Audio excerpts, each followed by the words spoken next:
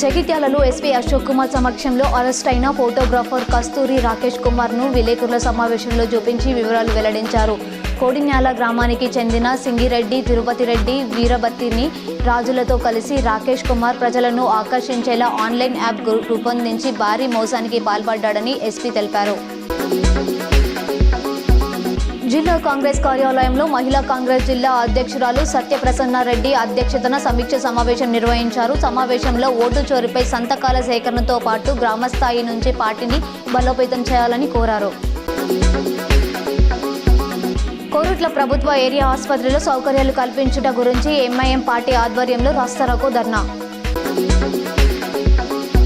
గచ్చిబౌలి స్టేడియంలో grace cancer run సహచార మంత్రులు శ్రీధర్ బాబు, శ్రీహరి, ప్రభుత్వ సలహాదారు వేం నరేందర్ రెడ్డి, షార్ట్ చైర్మన్ శివసేన రెడ్డి కలిసి పాల్గొనడం జరిగింది. క్యాన్సర్పై అవగాహన రన్లో 2K, 5K విజేతలకు బహుమతులను ప్రదానం చేయడం జరిగింది. క్యాన్సర్పై అవగాహన కలగడానికి గ్రేస్ క్యాన్సర్ రన్ నిర్వహించిన నిర్వాహకులను అభినందించిన మంత్రి పొన్నం ప్రభాకర్.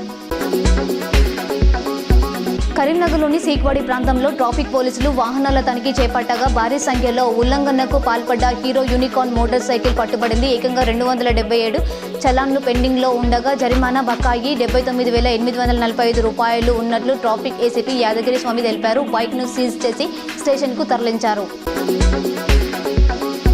సిరిసిల్ల జిల్లా వేములవాడ రాజరాజేశ్వర ఆలయంలో దర్శనాలను తాత్కాలికంగా నిలిపివేసినట్లు అధికారులు తెలిపారు. ఆలయ విస్తరణ, అభివృద్ధి పనుల నేపథ్యంలో 1/2 కిలోమీటర్ దూరంలోని భీమేశ్వర ఆలయంలో ప్రత్యేక ఏర్పాట్లు చేశామని చెప్పారు.